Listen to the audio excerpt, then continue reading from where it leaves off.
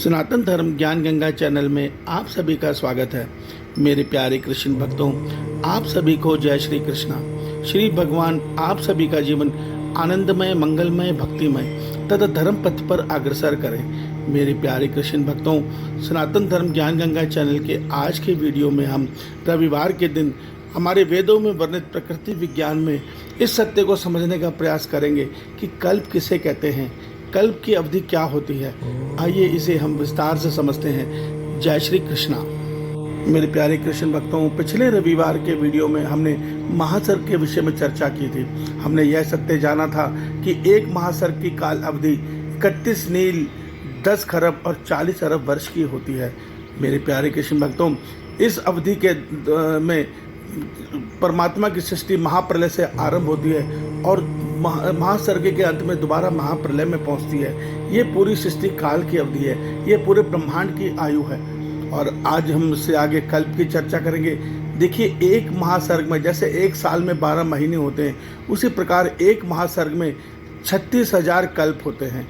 ये कल्प क्या है? कल्प कहते हैं, हम भगवान श्रीमद् भगवद गीता में हमें यह सत्य बताते हैं कि ब्रह्मा जी का 1000 चतुर्युग ब्रह्मा जी का दिन है और ब्रह्मा इतनी ही अवधि की ब्रह्मा जी की रात्रि है। अर्थात ब्रह्मा जी का दिन 1000 चतुर्युग का है और ब्रह्मा जी की रात्रि 1000 चतुर्युग की है। और ये ब्रह्मा जी के रात और दिन की अवधि मिलाकर एक कल्प कहलाती है। इसकी आयु कितनी है, इसकी काल अवधि कितनी है, आइए वेदों के अनुसार जानते हैं। हमारे वेद बताते हैं कि हमारे पृथ्वी पर एक चतुर्युग 43,20,000 साल का है। जब इसको हम 1000 से गुना करते हैं तो संख्या निकल के आती है 4 अरब 32 करोड़ वर्ष। तो इसका अर्थ यह होता है कि ब्रह्मा जी का दिन 4 अरब 32 करोड़ वर्ष का है और ब्रह्मा जी की रात्रि भी इतनी ही अवधि की है। और इसके आगे हमारे वेद बताते हैं कि जब ये ब्रह्मा जी का दिन पूरा होता है तो इस सृष्टि में प्रलय आ जाती है। और प्रलय का अर्थ होता है कि हमारा सूर्य, हमारी धरती, हमारा सौरमंडल सब नष्ट हो जाता है। ब्रह्मांड नष्ट नहीं होता, केवल सौरमंडल हमारा नष्ट हो जाता है, हमारी सृष्टि नष्ट हो जाती है। और विज्ञान भी ये सत्य मानता है कि सूर्य की आयु 4 से 5 अरब वर्ष है। देखिए, विज्ञान कहता है इसके बाद सूर्य की जो ज्वाला है वो शांत होने लगती है और सूरज धीरे धीरे मृत्यु को प्राप्त होता है, जिसके कारण ये धरती, ये सौरमंडल सारे मृत्यु को प्राप्त होते हैं। और यह सत्य हमारे वेदों में वर्णित है। हमारे वेद इसको एक एक काल की गणना को सटीकता से बताते हुए बताते हैं कि जब 4 अरब 32 करोड़ वर्ष बीतते हैं, धरती पे 1000 चतुर्युग पूरे होते हैं, तो उस समय प्रलय आ जाती है। और यह प्रलय इतनी ही अवधि की तक रहती है और उसके बाद ब्रह्मा जी की रात्रि जब समाप्त होती है तो इस ब्रह्मांड में, इतने बड़े ब्रह्मांड में किसी और विस्फोट से नया सौरमंडल की रचना हो रही होती है। और उस नए सौरमंडल में, नई धरती पे, नए सूर्य के साथ हम जीवात्माओं को दोबारा जन्म मिलता है। क्यों मिलता है? क्योंकि हम अभी कर्म फल बंधन पूरे नहीं कर पाए हैं। परमात्मा ने सृष्टि को रचते ही इसलिए है।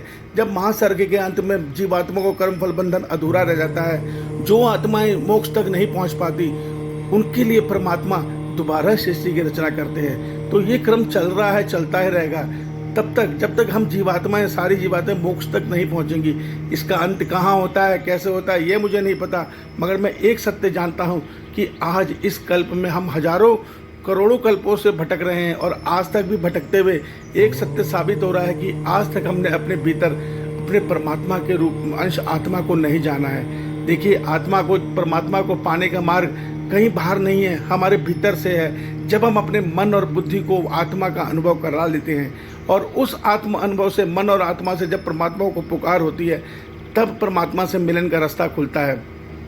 तब जीवात्मा का ये जन्म मरण चक्र टूटता है। वास्तव में हम इस सत्य को नहीं समझ पा रहे और अभी हम इस संसार के जन्म मरण चक्र में भटक रहे हैं। क्यों? क्योंकि हम इस शरीर और परमात्मा की इस संसार को सत्य समझे बैठे हैं और इसी की कामना में जीवन जी रहे हैं।